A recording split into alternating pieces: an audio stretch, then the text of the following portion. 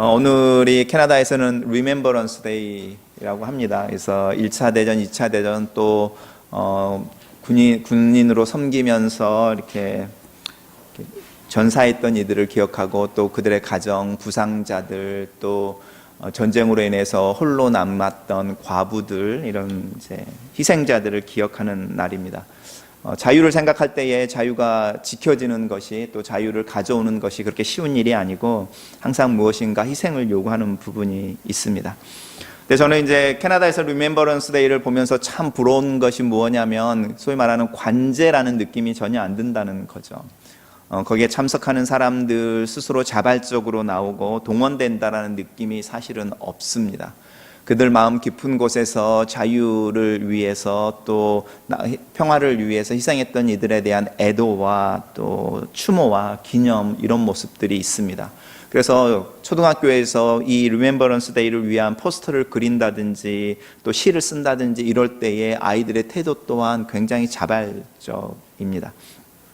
현충일은 조금 다릅니다. 현충일은 추모나 기념으로 끝나는 날은 아닙니다. 왜냐하면 리멤버런스 데이에서 이야기하는 1차 대전, 2차 대전, 그리고 캐나다의 군대에 가 있던 베테랑들의 희생과 달리 6.25는 전 세계적인 어떤 전쟁이 아니라 한 지역에서 일어나 같은 민족끼리 싸웠던 전쟁입니다. 그래서 세계 전쟁사에서 6.25는 굉장한 획을 긋습니다. 1차 대전, 2차 대전 이후에 국지전이라고 말하는, 그래서 수많은 시민들이 군사나 전쟁에 나갔던 사람들보다 더 많이 죽는 전쟁은 6.25가 처음으로 기억되어집니다. 그 다음에 나오는 게 베트남 전쟁인데, 베트남 전쟁은 레퓨지들이 생겼다는 겁니다. 많은 난민들이 생겼다는 데서 또 다른 이야기를 하지만 6.25 같은 경우는 그렇게 한 지역에서 같은 민족들이 싸우고 이념과 다른 이유 때문에 싸워서 추모라는 말로 현충일을 이야기할 수 없습니다. 저는 오히려 현충일 때는 추모라는 말보다는 우리 민족의 슬픔, 아픔, 용서, 화해, 평화, 이런 단어들이 조금 더 이야기되어지는 것이 단순히 6.25 전쟁 때 있었던 전사했던 이들을 기념하는 것보다는 좀 더 깊은 의미로 현충일이 다가가야 된다고 생각을 합니다. 같은 전쟁이고 같은 죽음일지 모르겠지만 받는 사람들의 마음은 다 다르고 또 상황에 따라서 그 의미 또한 달라집니다. 우리가 기독교라고 말하는 종교라는 부분으로 우리가 이 부분들을 가지고 와 보십시오. 우리가 말하는 서로 다른 모습, 또 다른 상황, 또 다른 시대를 살고 있는 우리들에게 하나님 말씀이 어떻게 의미가 되어지고 우리는 어떻게 우리 믿음의 선배들의 순교와 죽음을 이야기할 수 있을지에 대해서 한번 생각해 보시면 좋겠습니다.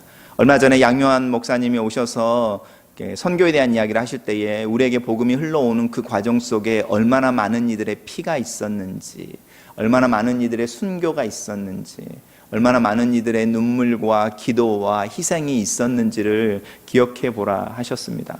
중국에 복음이 들어갔을 때에만 하더라도 지금 OMF라고 말하는 선교단체 하나가 자리를 잡아서 아시아에 지속적으로 복음을 전하는 그 과정 속에 50명이 넘는 선교사들의 순교가 그 단체 아래에 깔려 있고 그들의 기도와 희생이 깔려 있습니다. 우리가 우리 자신들을 볼 때에 이 부분입니다. 리멤버런스 데이를 통해서 가르치고 싶어 하는 것 또한 자유라는 것은 희생과 또 책임감 없이는 가져올 수 없는 것이고 그들의 죽음과 희생과 눈물이 헛되지 않게 하기 위해서 그럼 우리는 지금 여기서 그 자유를 위해 어떻게 살아갈 거냐라는 질문을 끊임없이 던지는 거죠.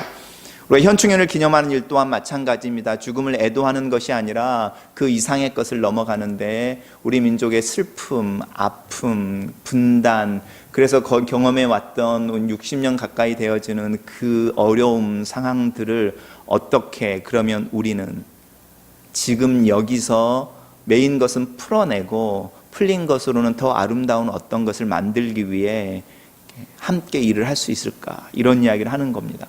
그러면 우리가 그리스도인으로서 이렇게 모여서 예배 드릴 때에 우리에게 복음이 흘려오는 동안에 수많은 이들의 기도와 눈물과 희생이 있었다고 한다면 그럼 우리는 지금 여기에서 어떻게 그들이 눈물과 희생과 피로 우리에게 들려준, 전해준 복음을 다른 이들에게 또 우리의 삶에서 어떻게 살아갈까라고 생각해 볼 필요가 있습니다. 우리가 읽어놓은 본문 속에서 골로새서에서 사도 바울은 그 서신을 읽는 이들을 어떻게 규정하고 있냐면 하나님의 부르심을 받은 자들, 하나님의 택함을 받은 자들, 하나님의 거룩하다고 하신 자들, 그리고 하나님의 사랑을 받는 자들이라고 정의하고 있습니다. 여러분 자신을 한번 보십시오. 여러분 동일하게 이야기할 수 있는지 한번 생각해 보십시오. 나는 하나님의 택함을 받은 사람입니다. 하나님의 나를 거룩하게 하셨습니다. 그리고 나는 하나님의 사랑을 받았습니다. 단어 하나하나를 생각해 보시겠습니까? 선택받았다, 거룩하다, 사랑받았다. 이 단어들이 암시하고 있는 것이 있는데 특별하다는 겁니다. 그렇죠? 이 세 단어들은 다 보편적이지 않습니다. 예를 들어서 내가 누군가를 선택할 때에 또 내 안에 있는 내 앞에 있는 많은 것들 중에 하나를 선택할 때에 특별한 것이 있습니다. 그래서 우리가 하나님을 영화롭게 한다고 말할 때 이 영화롭게 한다는 말이 사실은 선택하다는 말과 똑같습니다. 여러분이 수많은 이렇게 음료수가 진열되어져 있는 냉장고 앞에서 여러분이 원하는 음료수 하나를 꺼내 왔을 때 여러분이 그 음료수를 선택한 겁니다.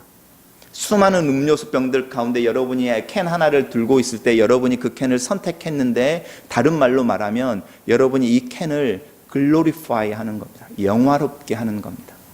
우리가 하나님을 영화롭게 한다는 뜻은 우리는 이렇게 수많은 세상에 조금 동일한 약속을 하는 거죠. 나를 따르면, 내 목소리를 들으면, 나에게 절을 하면, 나를 믿으면, 나에게 순복하면 네 인생 속에 평화가 있고 질서가 있고 미래에 대한 견고한 약속이 있어 라는 이야기를 할 때에 우리가 하나님이 그것을 주시는 그 약속을 실현시켜 주시는 진정한 신이십니다라고 고백할 때에 수많은 신들 속에 음료술 속에 하나를 픽업하는 겁니다. 선택하는 거죠. 그리고 그 행위가 영화롭게 하는 겁니다. 하나님이 단순히 우리를 선택하셨습니다라고 말하는 것이 아니라 하나님이 우리를 선택하셔서 너는 내 아들, 딸이라고 부를 때에 그 속에는 우리를 글로리파이 하신다는 겁니다. 특별한 존재로 기억하셔야 합니다. 두 번째, 거룩하게 하셨다라는 말 제가 한번 말씀드렸죠. 이 거룩한다라는 말은 separate 한다는 말입니다. 이 거룩이라는 말을 가장 많이 쓰고 있는 데가 사실은 은행입니다. 거룩하다는 말은 돈을 찾는다는 뜻이거든요. 내가 은행에 가서 어떤 목표를 위해, 목적을 위해 물건을 사기 위해서 내 구자에서 돈을 인출해내서 손에 들고 있는 캐시, 이게 거룩하다는 뜻입니다. 왜냐하면 내가 특별한 의도를 가지고 내 구자에 있는 숫자뿐인 그 돈 속에서 실제적인 돈으로 내 손에 쥐고 있는, 그게 내가 이 돈을 거룩하게 하는 겁니다. 그럼 이 세상에 수많은 사람들 중에 하나님이 우리를 글로리파이 하시려고 선택하셔서 당신의 계획을 이루기 위해 손에 들고 있어서 손에 들려져 있지 않은 이들과 분리가 자연스럽게 일어나 있는 이 모습이 거룩한 겁니다. 그래서 여러분이 하나님이 우리를 거룩하게 하셨습니다, 우리가 성도입니다라고 말할 때 우리는 이 세상으로부터 분리되어진 사람들이고 하나님이 하나님의 의도를 이루기 위해 인출해서 손에 들고 있는 하나님의 캐시 같은 존재들입니다 라는 것입니다. 그 다음에 세 번째, 사랑을 한번 생각해 보십시오. 사랑은 절대로 50대 50의 give and take가 아닙니다. 그것은 상관이 없습니다. 남녀 간의 사랑이든 우정이든 부모의 사랑이든 자녀의 사랑이든 사랑이라는 말로 표현되어지는 수많은 관계들은 항상 불공평합니다. 누군가가 최소한 51%를 더 씁니다. 여러분 베스트 프렌드를 한번 생각해 보십시오. 여러분이 누군가가 나에게 베스트 프렌드라고 말할 때 여러분이 더 그 사람에게 시간을 더 쓰거나 그 친구가 여러분에게 더 시간을 쓰거나, 내가 연락하지 않더라도 나에게 먼저 연락해주고 내가 아무 말 하지 않는데 갑자기 전화 와서 어떻게 지내? 네가 생각나다. 이렇게 말하는 친구가 있으면 베스트 프렌드가 되는 겁니다. 내가 누구에겐가 그렇게 하고 있다면 그 사람이 나에게 베스트 프렌드입니다. 그러니까 사랑한다라고 말하는 것은 불공평한 것이고 하나님이 우리를 사랑하셨다라는 말은 하나님이 우리를 더 사랑하셨다는 겁니다. 그 퍼센티지가 뭐 사람에 따라 다를 수 있죠. 우리가 여기 앉아 있지만 하나님은 나를 51% 더 사랑하셨습니다 이렇게 말하시는 분들도 계실 거고, 하나님 나를 100% 사랑하셨습니다 이렇게 말하시는 분도 계시지만 분명한 것은 하나님이 더 사랑하셨다는 겁니다. 이 세 단어를 한번 다시 돌아가 보십시오. 나는 하나님으로부터 하나님이 나를 영화롭게 하신 존재, 하나님의 손에 들고 있어서 이루고 싶어 하시는 계획이 있는 거룩한 존재, 그리고 내가 하나님을 사랑하는 것보다 나를 더 사랑하시는 그 하나님의 사랑이 항상 내 머리 위에 내 삶 가운데 있는 존재라는 겁니다. 나는 하나님의 택함을 받은 자, 하나님이 거룩하다 하신 자, 하나님의 사랑이 함께 있는 자. 이것이 복음이 우리에게 주는 뉴 아이덴티티라는 겁니다. 이 새롭게 되어지는 나라고 말하는 이 정체성을 받아들일 때에 비로소 새 자라고 하는 부분을 옷을 입습니다. 여러분이 입고 있는 여러분의 아이덴티티의 옷을 한번 살펴보십시오. 지난주에도 수없이 도전을 받았을 것 같은 여러분의 아이덴티티라고 말하는 그 옷이 어떤 걸로 입혀져 있고 어떤 실로 짜여 있는지, 사람들이 여러분을 향하여 말하고 있는 말들로 그 옷이 짜여져 있는지, 아니면 여러분이 이력서에 넣을 수 있는 수많은 스펙과 서티피컷이라고 말하는 종이와 학력으로 그 옷이 짜여져 있는지, 아니면 여러분 가정에서 이야기하는 가정, 또 자녀들, 또 내가 이루고 있는 성취, 내가 가지고 있는 어떤 물건들로 그 옷이 짜여져 있는지. 근데 분명한 것은 그리스도인들이 입고 있는 나라고 말하는 정체성의 옷은 하나님이 만들어주신 실로 짜여져 있는데 선택했어, 거룩해, 사랑해 라는 실인 겁니다. 그 실을 짜서 이렇게 입고 있습니다. 이 옷을 입고 함께 교회를 이룰 때에 문제가 있는데, 그 문제는 무엇이냐면 그 옷을 입고 앞에 한 단어를 더 붙이려고 한다는 겁니다. 더 more라는 단어를 그 앞에 붙이려고 하는 경향이 있습니다. 모든 종교들이 가지고 있는 동일한 오류는 무엇이냐면 자신들이 믿고 있는 바, 깨달은 바 앞에 이 more라고 말하는 더라는 말을 붙이는 순간에 문제가 생깁니다. 인도에 자비심이 굉장히 큰 왕이 있었는데, 이 왕은 깨달음에 도달하기 위해 굉장히 애를 쓰는 왕이고, 그래서 자기 나름대로 이렇게 어떤 자신을 단련하고 수행하는 길들을 걷고 있는 구도자였는데, 이 왕이 어느 날 길을 가는데 비둘기 한 마리가 날라와서 자기 품에 이렇게 안기는 거죠. 그 비둘기를 이렇게 품에 안고 있는데 바로 매 한 마리가 날라와서 비둘기를 내놓으라고 하는 겁니다. 비둘기를 내놓으십시오. 내가 먹이로 찝었으니 그 비둘기 내 밥입니다. 왕이 매에게 말하기를 이 비둘기 대신에 다른 것을 먹으면 안 되겠느냐. 매가 대답하기를 나는 육식동물이니 이 비둘기를 보호하고 싶으시다면 당신의 살을 나에게 주십시오. 이 왕이 기꺼이 자기의 살의 한 부분을 떼서 비둘기 그 매에게 줬더니 매가 하는 말이 이것 말고 이 비둘기에 합당한 비둘기만큼의 고기를 나에게 주십시오. 왕이 양팔 저울을 갖다 놓고 한쪽에 비둘기를 놓고 자기의 살을, 몸에 있는 살을 떼서 다른 쪽 거울에 팔에 올려놓는데 비둘기가 계속 무거운 거죠. 자기의 살을 빼서 이렇게 올리면 올릴수록 비둘기가 더 무거워지는 겁니다. 그래서 이 왕이 결국은 고민하다가 이 저울 위에 자기 자신이 올라갔더니 그때서야 양팔 저울이 평행을 이루더라는 겁니다. 무슨 이야기를 하는 걸까요? 생명이라고 말하는 부분에 경중이 없다라는 뜻이죠. 이 가르침이 누구의 가르침일 것 같습니까? 인도의 왕이니까. 근데 이것을 잊어버리는 순간에 종교는 파괴적이 됩니다. 내가 너보다 더 나아, 내가 더 너보다 더 이라고 말하는 이 뭐라고 말하는 부분, 하나님으로부터 내가 더 사랑받아, 내가 더 선택받았어, 내가 더 거룩해라는 말을 할 때에 문제가 생기는 겁니다. 전쟁이나 갈등이나 이런 죽음에 도달하게 하는 수많은 일들이 어떤 일에서 시작됐냐라고 말할 때에 많은 이유가 있지만 사실은 마음의 동기를 살펴보면 한 단어인 거죠. 더, more라고 하는 부분인 겁니다. 사도 바울이 우리에게 이야기하면서 너희는 어떤 사람들이야 라고 말하면서 이 우리를 어디로 인도해내고 있냐면 하나님 너희들을 그렇게 불러서 한 몸을 이루게 하셨어. 근데 그 몸이 뭐냐면 평화를 위해서. 하나님 너를 거룩하게 하신 이유, 하나님 너를 선택하신 이유, 하나님 너를 사랑하신 이유는 당신의 백성이 자녀가 돼서 서로 평화롭게 살기 위해서. 그럼 주님이 우리에게 이야기하셨던 부분도 있죠. 내가 너희에게 평안을 준다라고 말합니다. 우리는 이 평안을 개인으로 생각하는 경우가 있는데요. 여러분 중에 세상 일이 정말 안 되고 내가 하는 일이 안 되고 내 주변에 나를 미워하는 사람으로, 내가 미워하는 사람으로 가득 차 있는데 여러분 내면의 평화를 가질 수 있을 것 같습니까? 성경에서 말하는 내용입니다. 제가 지난주도 말씀드렸는데 우리가 죄라고 말하는 부분, 또 내 안에 있는 죄성에 대한 이야기를 하면서 개인의 문제, 개인의 내면의 문제로 집중하는 경향이 있는데, 성경이 말하는 것은요, 맨 처음부터 끝까지 나 혼자에 대한 이야기를 하는 게 아닙니다. 같이라는 이야기를 하는 겁니다. 같이. 죄라고 하는 게 어디서 생겼습니까? 나 혼자 있는데 생긴 겁니까? 하나님과 아담이라고 말하는 관계 속에서 생겨나는 겁니다. 아담과 하와라고 말하는 관계 속에서 생겨나는 겁니다. 구원이라고 말하는 말이 나 혼자 있는데 주님이 오셔서 나를 위해 죽으셨습니까? 그렇지 않습니다. 아브라함이 믿음을 가지고 갈대아 우르를 떠나서 가나안으로 들어갈 때에 그 가나안은 빈 공간이 아니었습니다. 거기에는 이미 거주민들이 살고 있었습니다.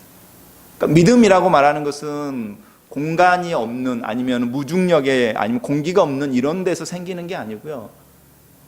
수많은 사람들과의 관계 속에, 수많은 사람들 속에 서 있는 나, 그리고 그 사람들과의 관계 속에서 생기고 경험되어지는 겁니다. 믿음이라고 하는 부분을 마치 돌아올 때도 마찬가지입니다. 주님이 말씀하시는 평안, 이러니까 우리는 예수를 믿으면 내 마음이 참 평안해. 우리가 오늘 읽은 본문처럼 하나님이 사랑하시는 자에게 잠을 주시어라고 말하는데, 그 잠을 주시는 이유는 나 혼자가 아닌 거죠. 그 주변에 누군가가 있습니다. 다윗이 쫓길 때에도 그 주변에 항상 사람들이 있었고, 그 사람들이 평생의 동지로, 동역자로 있는 중에 하나의 커뮤니티를 이루면서 도망치고, 그 도망치는 과정 속에서 하나님의 공급함을 경험하고, 어느 날 사울을 죽일 수 있는 기회가 있는데 그것을 죽이지 않기로, 사울을 죽이지 않기로 결단하는 용기 또한 자기 혼자가 아니어서 가능한 겁니다. 하나님이 우리를 예수 그리스도를 믿는 자들로 모아서 공동체를 모아주셨다라고 분명히 사도 바울은 말합니다. 그리고 그 공동체를 모으신 이유는 평화를 경험하게 하려고, 우리가 서로를 글로리파이 하는 것을 경험하게 하려고, 우리가 서로를 향하여 거룩하다라고 말하는 것을, 말하고 듣는 것을 경험하게 하려고, 하나님 우리를 사랑하셨다고 하는 그 사랑으로 다른 사람들을 사랑하고 사랑받는 것을 경험하게 하려고. 그럴 때에 정말로 중요한 것이 있는데, 너랑 나랑 똑같아라는 겁니다.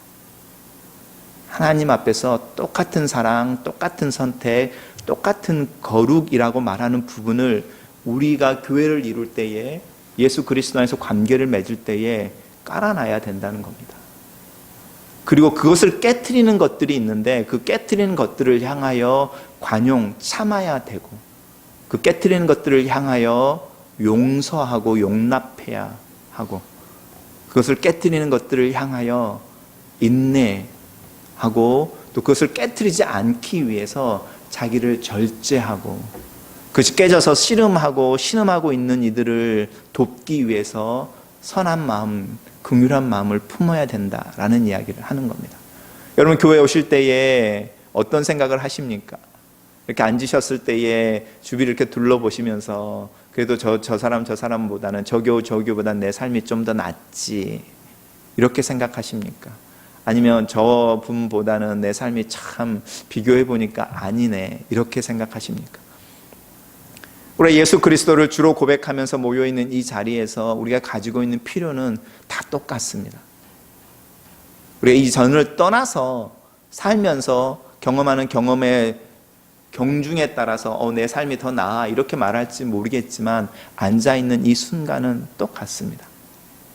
그런데 이민 생활을 하다 보면 이민병이라는 것에 걸리는데요, 이 더라는 바이러스에 걸립니다. 여러분, 누구의 집에 가면 자연스럽게 그 집에 없었던 새 것이 보이면 눈이 돌아갑니다. 그리고 그것을 내가 만약에 가지고 있으면 내 것과 비교가 됩니다. 그리고 물어봅니다. 어디서 얼마에 샀어? 그 대답을 들으면 절대로 잘 샀어 라는 말 안 합니다. 정말 싸게 샀네, 이렇게 말하기 정말 힘듭니다. 무슨 말이 정말 말하기 쉬운지 아십니까? 어디 가면 더 싸게 살 수 있는데. 어디 가면 더 싸게 살 수 있는데. 무슨 이야기를 하죠? 내가 더 많은 정보를 가지고 있고 내가 더 나은 것에 대해서 알고 있다는 겁니다. 더에 대한 이야기를 하는 겁니다. 제가 아는 분 한 분이 갑자기 밴쿠버에 있을 때 이삿짐을 싸서 밴쿠버에서 18시간 넘어서 에드몬튼에서 한 6시간 더 가는 시골 어디로 비즈니스를 하겠다고 떠나시는 분을 봤습니다. 왜 그러십니까? 이랬더니 자기 밴쿠버에 있으면서 잘 몰랐대요. 근데 어느 날 자기 아내랑 자기가 술을 마시면서 자기 친구 이야기를 하는데 그 친구가 얼마 전에 사업에 실패한 거죠. 근데 술을 먹고 그 친구 이야기를 하다가 자기가 깜짝 놀랐대요. 그 친구가 안 된 게 자기에게 그렇게 기쁘더라는 겁니다. 잘 안 된 친구의 이야기를 안주 삼아서 술을 먹는데 그 술이 넘어가더랍니다. 너무나 달게. 그리고 아내랑 그렇게 이야기를 하는데 걱정하는 게 아니고 정말 이렇게 막 자기를 봤답니다. 내가 이러고 더 있다가는 이상한 사람 되겠구나. 그래서요, 얼마 안 되는 재산이 한 10몇만 불 남았는데 그거 다 꾸려서 그걸로 비즈니스 하시는 데를 막 찾아서 놀고 먹거나 가만히 있으면 안 되겠다. 내가 정말 수고하고 어려운 상황 속에서도 열심히 일하면서 돈을 벌어야겠구나. 이 마음으로 밴쿠버를 떠나신다고 그러시더라고요. 깨어있는 분인 거죠. 신앙이라고 하는 것 속에서 마음이 얼어버리지 않은, 굳어져 버리지 않은 센스를 아직도 가지고 있는 분인 겁니다. 우리가 이민 생활을 할 때에 또 이민교회를 이룰 때에 사실은 기억하셔야 합니다. 우리가 교회에 들어오실 때에 평화를 경험하고 있는가. 그리고 그 평화는 주님이 약속하신 평화인데 내 내면 속에서 내 스스로 만들어내려고 애를 쓰는 게 아니라 정말로 나랑 불편한 사람들이 없는 거죠. 사도 바울이 말합니다. 가능한 모든 사람들과 화평하면 좋겠어. 이런 이야기를 하는 이유가 거기에 있습니다. 이 평화에 대한 이야기를 할 때에 주님이 너에게 주시니 그 평화는 네 거야 이렇게 말하지 않고요. 우리가 오늘 읽은 본문 속에서 영어로 뭐라고 말하냐면 let 이란 말을 쓰는 겁니다. 예수 그리스도의 평화가 네 마음을 주장하도록 해야 돼. 그게 어떤 거냐면 긍휼을 입어야 돼. 오래 참아야 돼. 사람들을 용서해야 돼. 다른 사람들을 동일한 눈높이에서 봐줘야 돼. 똑같은 사람들인 거야. 똑같이 하나님 은혜가 필요한 사람들인 거야. 똑같이 하나님이 선택하고 거룩하다고 하시는 이들인 거야. 이것을 계속적으로 이야기하는 겁니다. 그런 교회가 어떤 모습인지 사도 바울이 이야기하고 있죠. 에베소 5장에 나오는 이야기가 똑같습니다. 시와 찬미로 서로 노래하고 하나님 말씀을 서로 나누는 중에 서로 가르치고 배우고 함께 하나님께 감사하고 이런 이야기를 하는 겁니다. 교회라는 게 별거 있습니까? 우리 이렇게 모였을 때에 그렇게 미운 사람 없고 미운 사람 있을 때에 그 사람 용서하려고 기도하고 나랑 스타일이 틀려서 안 맞는 사람 품어주려고 애쓰고 그렇게 애를 쓰는 중에 내 마음이 그 사람과 연결되어지는 것 경험하고 또 삶이 나누어지는 것 경험하고 그래서 평화를 경험하게 되는 그래서 우리가 예배를 드릴 때에 계속적으로 제가 이야기하는 겁니다. 가셔서 그리스도의 평화를 전하십시오. 나누십시오. 제 계속적으로 여러분을 푸시하는 거죠. 예배 시간만큼이라도 당신과 내 사이에 아무런 문제가 없습니다 라고 말하는 그 믿음으로 서십시오. 저는 그게 가식이라고 생각하지 않습니다. 왜냐하면 하나님의 말씀이 우리에게 적용되어질 때에 어떤 말씀 하나가 24시간 적용되어지지 않거든요. 여러분이 공부하는 학생이라고 생각해 보십시오. 그럼 여러분이 공부하는 클래스룸에서 하나님의 말씀이 어떻게 적용될까요? 강의에 집중하는 거죠. 배우기 위해서 애쓰는 겁니다. 여러분이 밥을 짓는 주부라고 생각해 보십시오. 그 순간에 하나님의 말씀이 어떻게 적용되어집니까? 그 밥 하나를 지을 때 즐거운 마음으로 아이들이 밥 먹는 모습을 그려보는 행복한 마음으로 밥을 짓는 것 하나님의 뜻이 100%인 겁니다. 하나님의 뜻은 내가 정해져 지금 있는 이 순간 이곳에서 한 가지 많으면 두 가지인 겁니다. 우리가 예배를 드리는 이 순간 하나님의 뜻이 무엇일까요? 하나님에게 집중하는 것 그게 하나님의 뜻입니다. 그러면 여러분이 하나님의 뜻에 집중하고 있으면 나는 이 순간에 100% 하나님 앞에 서 있는 겁니다.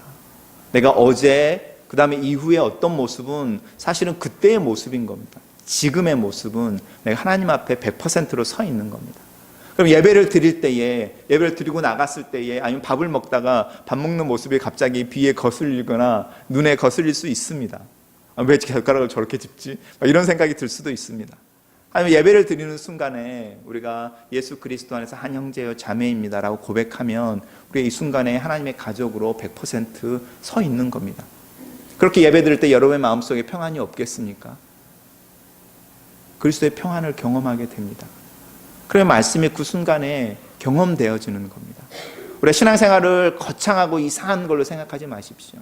순간에 지금 여기에 하나님에게 우리가 집중할 때에 하나님이 우리를 향하여 너는 누구라고 말하는 부분이 전혀 이렇게 100% 드러나는 거고, 그렇게 드러날 때 그리스도의 평화라는 것이 실제가 되어집니다. 제가 말씀드립니다. 설교할 때 조셔도 됩니다. 왜냐하면 주님이 주시는 잠이라면, 저랑 여러분 사이에 오해가 없다면, 정말 피곤해서 잠을 잘 때에 제가 여러분 미워하지 않습니다. 그 정도의 뭐라고 그러죠? 이렇게 담대함은 가지고 계셔야죠. 우리가 그런 모습들이 하나씩 하나씩 만들어 가보면 우리가 교회가 이렇게 이루어졌을 때에 그 교회에 편하다 이런 이야기를 하는 거죠. 가면 앉아있으면 마음이 평안해져. 주님이 주시는 평안인 겁니다. 왜냐하면 그 교회 가면 텐션이 없으니까. 그냥 우리가 다 동일하게 하나님의 은혜가 필요한 사람들입니다. 이렇게 기도하고 우리가 다 그만하게 살아서 기도가 필요합니다. 중보해주고 내가 뭘 더 가지고 있다든지 뭘 더 낫다든지 자랑하지 않으려고 하니까, 그리고 내가 뭘 못 가지고 있고 덜 가지고 있다고 주눅들지 않으니까. 왜냐하면 그런 것들이 내가 누구인지를 이야기하는 게 교회가 아니니까요. 교회는 하나님이 우리에게 주시는 동일한 것에 대해서, 또 우리가 하나님을 향하여 가지고 있는 동일한 필요에 대해서 이야기하고 있어서 우리가 함께 갈 수 있는 겁니다. 그럼 우리가 맨 처음에 이야기했던 골로새 교회에 편지를 보낼 때에 이 골로새 교회의 장로 중에 누가 있었다고요? 빌레몬이라는 사람이 있었다고요. 사도 바울이 골로새에 편지를 보낼 때에 빌레몬에게 편지를 하나를 써서 하나를 더 보내죠. 우리는 그걸 다 알고 있죠. 무슨 이야기를 하는 거죠? 한때 너의 노예였던 오네시모라는 사람이 너에게 도망쳐 와서, 네 돈을 훔쳐서 너에게 도망을 쳐 와서 내가 감옥에 갇혀 있는 로마 감옥에 갇혀 있다가 나를 만나서 예수 그리스도를 믿는 그리스도인이 됐는데, 네 돈을 훔쳐 도망쳐 왔던 네 소유물이었던 그 오네시모를 어떻게 받을 수 있냐고요? 형제로, 그리스도 안에서 형제로 받을 수 있겠느냐라는 이야기를 우리가 읽고 있는 이 골로새서와 함께 빌레몬에게 보내는 겁니다. 그리고 우리는 교회에서는 뭐라고 말하냐면, 빌레몬이 이 오네시모를 사도 바울의 권고를 따라 형제로 받아들여서 이 오네시모가 이 골로새와 에베소 쪽 지역을 담당하는 높은 교회의 리더십의 위치에 올랐다라는 이야기를 분명하게 남겨두고 있습니다. 우리가 무엇을 잊어버린 걸까요? 무엇을 잃어버린 걸까요? 리멤버런스 데이에 세상은 희생에 대한 이야기를 하고 있는데, 우리 교회에 있는 시간에 우리도 동일하게 희생에 대한 이야기를 생각해 보십시오. 예수 그리스도, 그리고 그분이 우리에게까지 오기까지 수많은 이들의 눈물과 희생과 기도와 순교와, 그러면 우리는 지금 여기서 그들의 삶 위에 서 있는 자들로서 어떻게 살 수 있을까?